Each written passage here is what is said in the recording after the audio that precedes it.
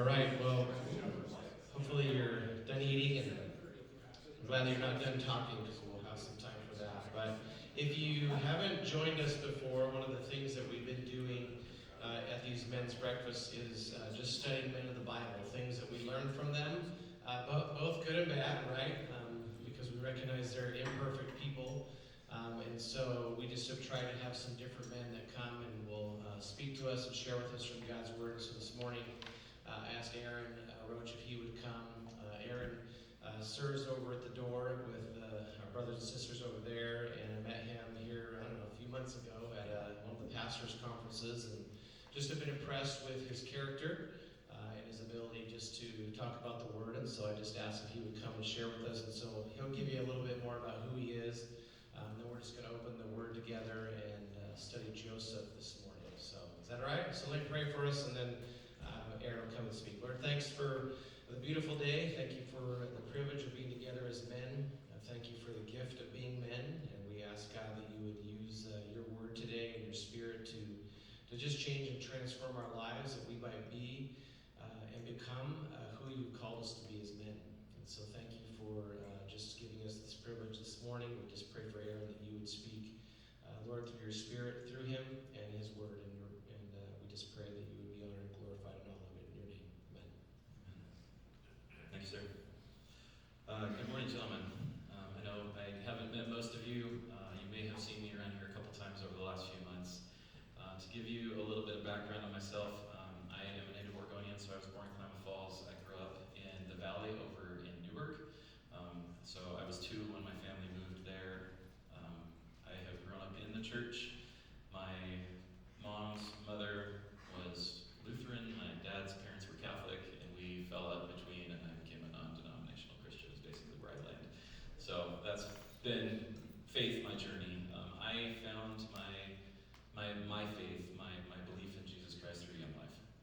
If you've had any involvement with that ministry, they reach out to youth where they're at, no matter where they're at, and they introduce them to Jesus Christ. So Washington Family Ranch here in North Central Oregon is where I really found my faith.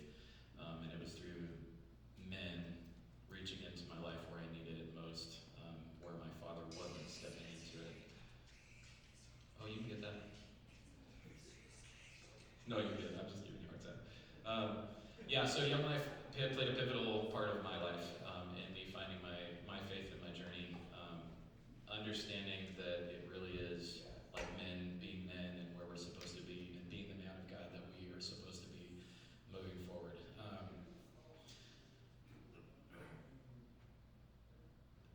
The beautiful thing about what Jeff asked of me is, so I was speaking on Joseph this morning, and the ironic thing that he didn't know is my middle name is Joseph, and so it's actually speaking into my heart and my life in its own way.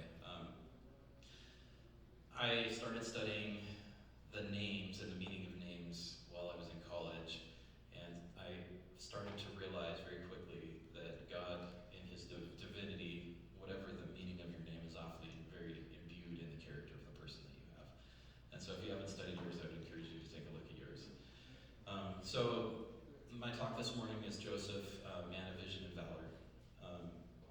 And so I'm going to be reading pretty heavily through a bit of Joseph because I think it sets the backstory, but I have kind of a preface, and so I'm going to read through this first and then jump into it. Have you ever found yourself in the midst of trials and you can't seem to see beyond your current circumstances? I believe that many of us tend to get stuck in the moment. We get so concerned and encompassed by the present that we have difficulty seeing through. What is it that keeps us there? What would it be like if we began to direct our attentions beyond ourselves and the circumstances that we have encountered throughout life? What story would our lives tell to those who are observing from the outside? This morning, I want to draw from the story of Joseph. And his story, in my opinion, is one that has cast ripples throughout history, similar to that of a stone cast on a still pond. So I'm going to start there, and then I'm going to read through Genesis 37, and then skip 39, and then 38 through 41. So it's a bit, so bear with me. I really do believe that this is a major part of where we are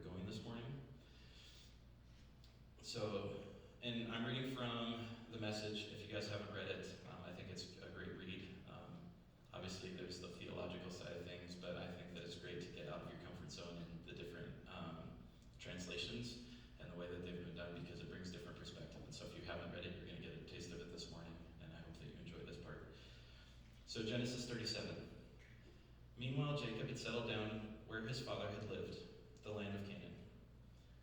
This is the story of Jacob. The story continues with Joseph, who was 17 years old at the time, helping out his brothers and bringing flocks. These were his half-brothers, actually, the sons of his father's wives, Bilhah and Zilpah. And Joseph brought his father bad reports on them. Israel loved Joseph more than any of his other sons because he was the child of his old age, and he made him an elaborately embroidered coat. When his brothers realized that his father loved him more than them, they grew to hate him. They wouldn't even speak to him. Joseph had a dream. When he told it to his brothers, they hated him even more. He said, "Listen to this dream I had. We are all out in the fields gathering bundles of wheat. All of a sudden, my bundle stood straight up, and your bundle circled around it and bowed down to mine." His brothers said, "So, you're going to rule us. You're going to boss us around." And they hated him even more than ever because of his dreams and the way that he talked. He had another dream and told this one also to his brothers. "I dreamed another dream. The sun, the moon, and the 11 stars bowed down to me." When he told it to his father and brothers, his father reprimanded him. "What's with all this dreaming? Am I and your mother and brothers all supposed to bow down to you?" Now his brothers were really jealous, but his father brooded over the whole business. His brothers had gone off to Shechem, where they were pasturing their father's flocks. Israel said to Joseph, "Your brothers are with flocks in Shechem. Come, I want to send you to them." Joseph said, "I'm ready." He said, "Go and see how your brothers and the flocks are doing, and bring me back a report." He sent him off to the valley of Hebron to Shechem. A man he met wandering through the fields asked him, "What are you looking for?" He said, "I'm trying to find my brothers. Do you have any idea where they're grazing their flocks?" The man said, "They've left here, but I overheard them say, 'Let's go to Dothan.'" So Joseph went off, tracked his brothers down, and found them in Dothan. They spotted him off in the distance, and by the time he got to them, they had cooked up a plot to kill him. The brothers were saying, "Here comes that dreamer. Let's kill him and throw him into one of these old cisterns. We can say that a vicious animal ate him up. We'll see what his dreams amount to." Reuben heard his brothers talking and intervened to save him. "We're not going to kill him. No murder. Go ahead and throw him into the cistern out here in the wild, but don't hurt him." Reuben planned to go back and later to get him out and take him back to his father. When Joseph reached his brothers, they ripped off the fancy coat he was wearing, grabbed him, and threw him into the cistern. The cistern was dry, and there wasn't any water in it. Then they sat down to eat their supper. Looking up, they saw a caravan of Ishmaelites on their way from Gilead, their camels loaded with spices, ointments, and perfumes to sell in Egypt. Judah said, "Brothers, what are we going out to kill our brother and concealing the evidence? Let's sell him to the Ishmaelites, but let's not kill him. He is, after all, our brother, our own flesh and blood." His brothers agreed. By the time the Midianite traders were passing by, his brothers pulled Joseph out of the cistern and sold him for 20 pieces of silver to the Ishmaelites, who took Joseph with them down to Egypt. Later Reuben came back and went to the cistern, and there was no Joseph. He ripped his clothing in despair. Beside himself, he went to his brothers. "The boy's gone. What am I going to do?" They took Joseph's coat, butchered a goat, and dipped the coat in the blood. They took the fancy coat back to their father and said, "We found this. Look it over. Do you think this is your son's coat?" He recognized it at once. "My son's coat. A wild animal has eaten him." Joseph torn limb from limb. Jacob tore his clothing in grief, dressed in rough burlap, and mourned his son a long time. His sons and daughters tried to comfort him, but refused their comfort. "I'll grave mourning my son." How his father wept for him. In Egypt, the Midianites sold Joseph to Potiphar, one of Pharaoh's officials, manager of his household affairs. And then we're skipping 38 and going into 39. After Joseph had been taken into Egypt by the Ishmaelites, Potiphar, an Egyptian, one of Pharaoh's officials and the manager of his house, bought him for them. As it turned out, God was with Joseph, and things went very well for him. He ended up living in the home of his Egyptian master. His master recognized that God was with him, saw that God was working for good in everything that he did. He became very fond of Joseph and made him his personal aide. He put him in charge of all his personal affairs, turning everything over to him. From that moment on, God blessed the home of Potiphar, all because of Joseph. The blessing of God spread over everything he owned, at home and in the fields, and all Potiphar had to concern himself was eating 3 meals a day. But Joseph was a strikingly handsome man. As time went on, his master's wife became infatuated with Joseph and said one day, "Sleep with me." But he wouldn't do it.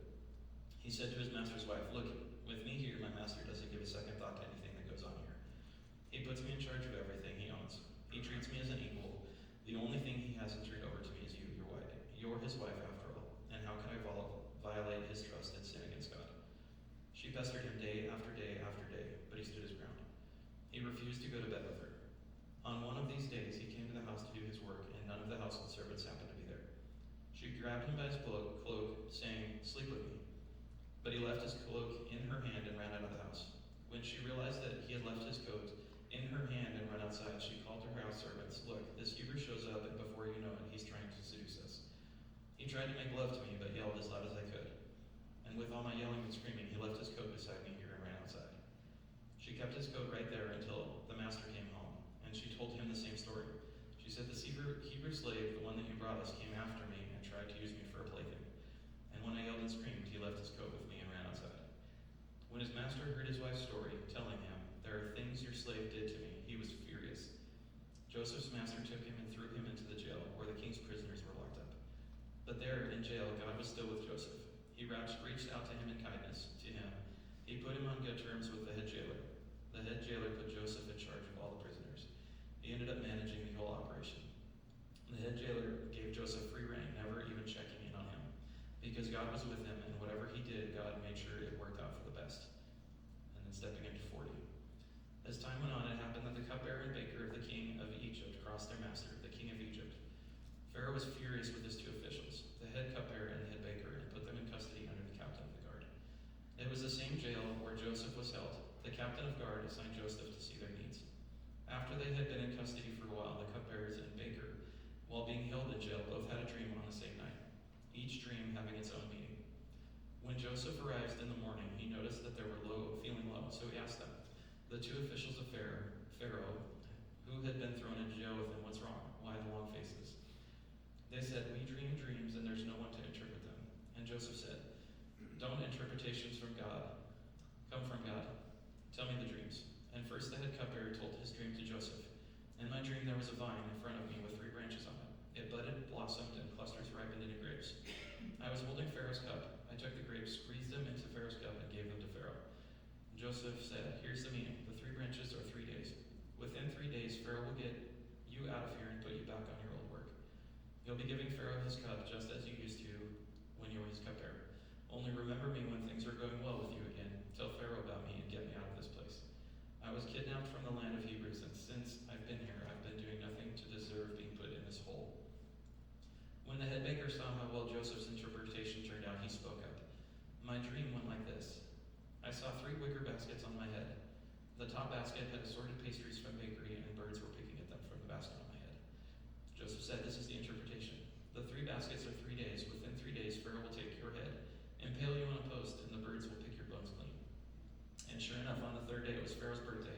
He threw a feast for all of his servants. He set the head cupbearer and the baker in places of honor in the presence of all the guests. Then he restored the head cupbearer to his cupbearing post, and he handed Pharaoh his cup just as before. And then he impaled the head baker on a post, following Joseph's interpretations exactly. But the head cupbearer never gave Joseph another thought. He forgot all about him. And then 2 years passed, and Pharaoh had a dream. He was standing by the Nile River. 7 cows came up out of the Nile, all shimmering with health, and grazed in the marsh grass. Then 7 other cows, all skin and bones, came up out of the river after them and stood by them by the bank of the Nile. The skinny cows ate up the 7 cows, and then Pharaoh woke up. He went back to sleep and dreamed a second time. 7 ears of grain, full-bodied and lush, grew out of a single stalk. Then 7 more ears grew up, but these were thin and dried out by the east wind. The thin ears swallowed up the full, healthy ears. Pharaoh woke up. Another dream. When morning came, he was upset. He sent for all the magicians and sages of Egypt. Pharaoh told him his dreams, but they couldn't interpret them. The head cupbearer then spoke up and said to Pharaoh, "I just now remembered something, and I'm sorry. I should have told you this long ago. Once when Pharaoh got angry with the servants, he locked me and the head baker in the house of the captain of the guard. We both had dreams on the same night, each dream with its own meaning, and it so happened that there was a young Hebrew slave there with us. He belonged to the captain of the guard. We told him our dreams, and he interpreted them for us, each dream separately. Things turned out just as he interpreted. I was returned to my position, and the head baker was impaled. Pharaoh at once sent for Joseph. They brought him on the run from jail cell, cut his hair, put on clean clothes, and came to Pharaoh. I dreamed a dream, Pharaoh told Joseph. Nobody can interpret it. But I've heard that just hearing a dream, you can interpret it. And Joseph answered, "Not I, but God. God will set Pharaoh's mind at ease." And then Pharaoh said to Joseph, "In my dream, I was standing on the bank of the Nile. 7 cows, shimmering with health, came up out of the river, grazed marsh grass. On their heels, 7 more cows, all skin and bones, came up. never seen uglier cows anywhere in Egypt. Then the seven skinny cows ate up the first seven healthy cows, but you couldn't tell by looking after eating them that they were just skinny and ugly as before. And I woke up. In my second dream, I saw 7 ears of grain, full-bodied and lush, growing out of a single stalk, and right behind them 7 other ears, shriveled thin, dried out by the east wind. And the thin ears swallowed up the full ears. I've told this to my magicians, but they can't figure it out. Joseph said to Pharaoh, Pharaoh's 2 dreams both mean the same thing. God is telling Pharaoh what he's going to do. The 7 healthy cows are 7 years, and 7 healthy ears of grain are 7 years. They're the same dream. The sick and ugly cows that followed them up are 7 years, and 7 scrawny ears of grain dried out by the east wind are the same. 7 years of famine. The meaning is what I said earlier. God is letting Pharaoh in on what he's going to do. 7 years of plenty are on their way throughout Egypt, but on their heels will come 7 years of famine, leaving no trace of Egyptian plenty as the country is emptied by famine. There won't be a scrap of the previous plenty. The famine will be in total. The fact of Pharaoh dream, the dream twice emphasizes God's determination to do this. So I read through all this because going through what he did and translating it is how Joseph got into being the second in charge of all of Egypt. And if he hadn't been there, there's so much of what has transpired since that may not have ever happened. So these early years of Joseph's life were filled with many trials and tribulations that easily could have consumed or captured him within his present. Instead, we see a man navigating each trial with vision and valor. Vision being defined as unusual discernment or foresight, i.e. seeing God's purpose. And valor being defined as strength of mind, spirit, that enables a person to encounter danger with firmness or personal bravery, such as acting faithfully despite fear and hardships. Joseph's life is compelling that he endured great injustice while never giving up on his belief in God and the design that he was created for within our greater story. When we look at verses 37, 5 through 11, which is Joseph with his brothers and the dreams, we see that Joseph is given this vision in many ways that sets him on the path that moves him forward in history. But he was a 17-year-old boy and was ignorant to the fact. I mean, can you imagine being a 17-year-old and having these dreams and then telling them to your brothers? Without expressing his vision to his family, would his brothers have despised him enough to want to sell him to the Midianites and sent him off to Egypt? Additionally, when we look at verses 40, 12 through 22, and 41, 20, 25 through 32, the dreams that he was given, we see that that he translated, we see that God gives Joseph great discernment and foresight to be able to interpret the dreams of the cupbearer, the baker, and ultimately, Pharaoh. Where would the nation of Israel be today if it hadn't been for Joseph's willingness to see God's purpose or vision in the midst of these circumstances? God would have worked his purpose out regardless. But he gave Joseph the opportunity to be part of his plan. Joseph grasped onto God's path and he stayed the course through his vision and valor. And similarly, we see Joseph in verses 39, 5 through 10, which is the temptation and the seduction of Potiphar's wife. He shows great valor in the midst of this temptation. And thankfully, we don't know what it would look like if Joseph had given in, and where the nation of Israel would be if he could succumb to that temptation. But we do know that his strength of mind and spirit allowed him to walk with integrity into prison, which led to the interpretation of Pharaoh's dreams. So this morning, gentlemen, I ask you, where are you stuck? Are you in touch with the Spirit enough to discern the path that God has for you in your life? Additionally, where are your opportunities to walk with valor that you may have been avoiding, that you may not have been walking into? What does your life look like from those observing from the outside? I encourage each of you to take heart in the story of Joseph, for similarly, each of you has the capacity to free you bondage of sin and ensure a brighter future. We have some questions on the table for each of you.